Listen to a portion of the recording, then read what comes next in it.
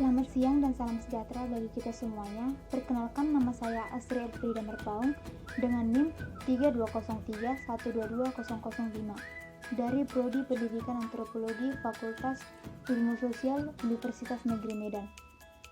Dalam mata kuliah penulisan karya ilmiah yang diampu oleh dosen Bapak Daniel HP Simajuntak. Di sini saya akan menjelaskan beberapa bagian materi yang mungkin belum atau kurang dipahami oleh beberapa orang teman saya, baik itu dari kelas B ataupun C. Saya akan mencoba menjelaskan tentang metode penelitian yang kurang dipahami oleh saudari Iing Hosana Tarija. Metode adalah ilmu atau cara yang digunakan untuk memperoleh kebenaran menggunakan penelitian dengan tata cara tertentu dalam menemukan kebenaran tergantung dari realitas yang sedang dikaji. Dalam menentukan metode ada dua cara yang dapat dilakukan, yaitu yang pertama diidentifikasi melalui rumusan masalah dan yang kedua identifikasi melalui tinjauan pustaka. Metode terdiri atas beberapa bagian, yaitu yang pertama jenis penelitian. Jenis penelitian ini terbagi menjadi 10 bagian, yaitu yang pertama metode historis. Metode ini membuat rekonstruksi terhadap masa lampau secara sistematis dan objektif. Hal ini menggambarkan kejadian masa lalu yang kemudian digunakan menjadi proses pembelajaran masyarakat sekarang. Yang kedua, metode deskriptif. Metode ini berusaha menggambarkan objek atau subjek apa adanya dengan tujuan menggambarkan secara fakta dan karakteristik objek yang diteliti secara tepat. Penelitian deskriptif membutuhkan tindakan dan yang teliti pada setiap komponen penelitiannya agar dapat menggambarkan subjek atau objek yang diteliti mendekati kebenarannya. Yang ketiga, metode perkembangan. Metode ini bertujuan untuk menyelidiki pola-pola pertumbuhan atau perubahan terhadap waktu. Yang keempat, metode kasus. Metode ini bertujuan untuk mempelajari secara komprehensif dan intensif tentang keadaan sekarang serta interaksi lingkungan suatu objek tertentu. Yang kelima, metode korelasional. Metode ini bertujuan untuk mengkaji keterkaitan antara variasi suatu faktor dengan variasi faktor lain berdasarkan koefisien korelasi. Yang keenam, metode eksperimental. Metode ini bertujuan untuk menyelidiki adanya kemungkinan hubungan sebab akibat dengan cara melakukan kontrol atau kendali. Yang ketujuh, metode kausal komparatif. Metode ini menyelidiki kemungkinan hubungan sebab akibat dilakukan dengan pengamatan pada data dari faktor yang diduga menjadi penyebab sebagai pembanding. Yang kedelapan, metode tindakan. Metode ini bertujuan untuk mengembangkan keterampilan baru atau pendekatan baru dan diterapkan langsung serta dikaji hasilnya. Yang kesembilan, metode kuantitatif. Metode ini bersifat sistematis dan menggunakan model-model bersifat matematis. Penelitian kuantitatif dapat bersifat deskriptif, korelasi, dan asosiatif berdasarkan hubungan antara variabelnya. Penelitian kuantitatif deskriptif biasanya hanya mengukur tingkat suatu variabel pada populasi atau sampel, sementara korelasi dan asosiatif melihat hubungan antara dua variabel atau lebih.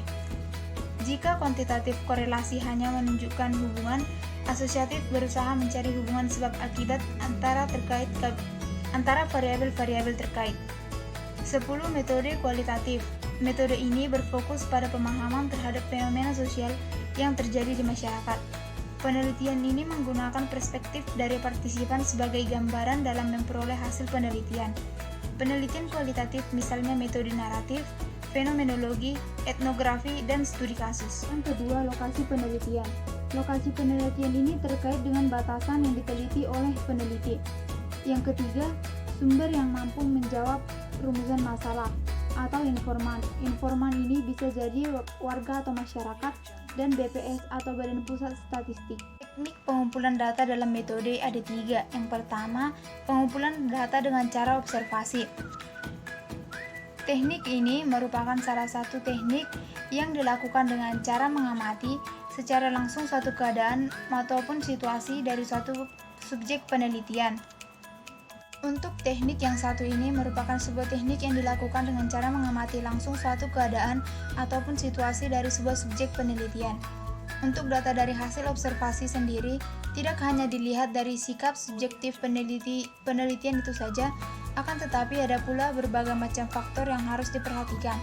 Dengan berbagai macam teknik yang ada di dalamnya, bisa dikatakan bahwa untuk metode pengumpulan data ini cukup kompleks. Hal tersebut karena tidak hanya terfokus pada satu fenomena saja, namun juga dengan beberapa fenomena lainnya. Yang kedua, teknik pengumpulan data dengan wawancara.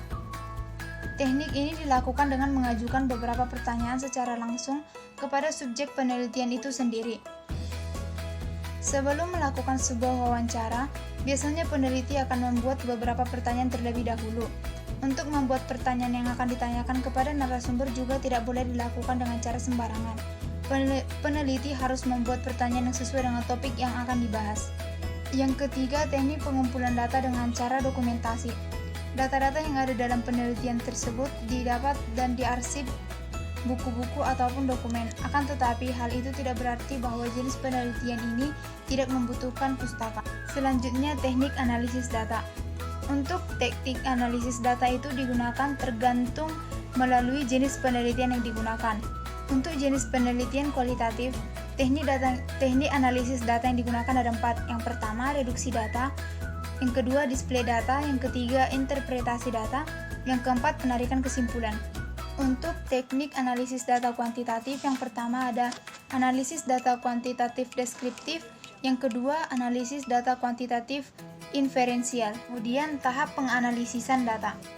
Tahap analisis data dilakukan setelah melalui tahap pengolahan data.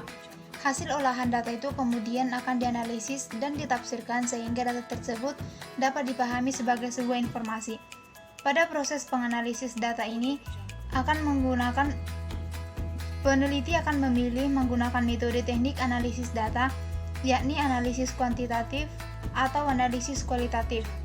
Pemilihan metode ini tentunya disesuaikan dengan data olahan dan pendekatan analisis yang dilakukan peneliti. Tahap ini, peneliti harus benar-benar detail dalam melaksanakan analisis data. Demikianlah penjelasan tentang metode penelitian yang dapat saya sampaikan. Selanjutnya saya akan menjelaskan tentang membuat pendahuluan yang kurang dipahami oleh saudari Mutiara Putri Sukma dari kelas C. Dalam membuat pendahuluan ada beberapa hal yang harus dicantumkan. Yang pertama, asumsi penulis.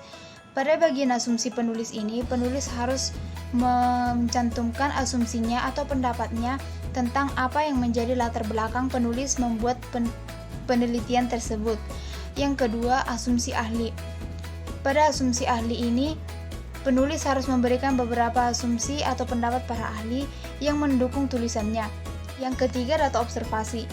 Pada data observasi ini, penulis harus memberikan hasil tulisan atau hasil pengamatan yang terkait dengan tema atau topik yang sama untuk mendukung asumsi penulis tersebut. Yang keempat, beberapa temuan dalam penelitian atau kajian. Yang kelima, membuat secara singkat, padat, dan jelas tentang arah, maksud, dan tujuan, serta kegunaan artikel atau penelitian yang dilakukan oleh penulis atau peneliti. Isi dalam pendahuluan terbagi menjadi 5. Yang pertama, latar belakang. Pada bagian latar belakang ini, penulis memberikan asumsinya sendiri terhadap masalah yang dikaji. Tidak hanya itu, penulis juga memberikan pendapat beberapa ahli terkait dengan masalah yang dikaji tersebut.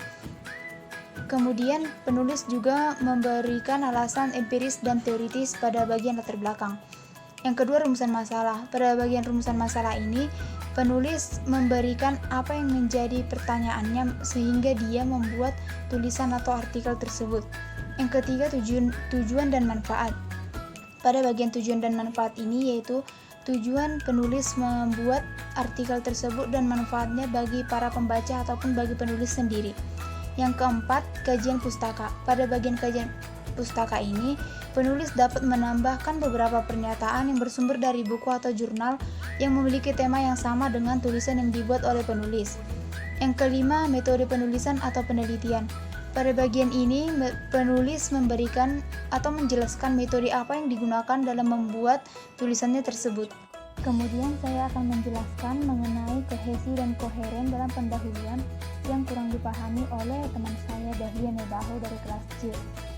Kohesi dan koheren merupakan keserasian hubungan antara unsur yang satu dengan unsur yang lain dalam wacana sehingga terciptalah pengertian yang aktif. Kohesi merujuk pada pertautan bentuk, sedangkan koheren merujuk pada pertautan makna.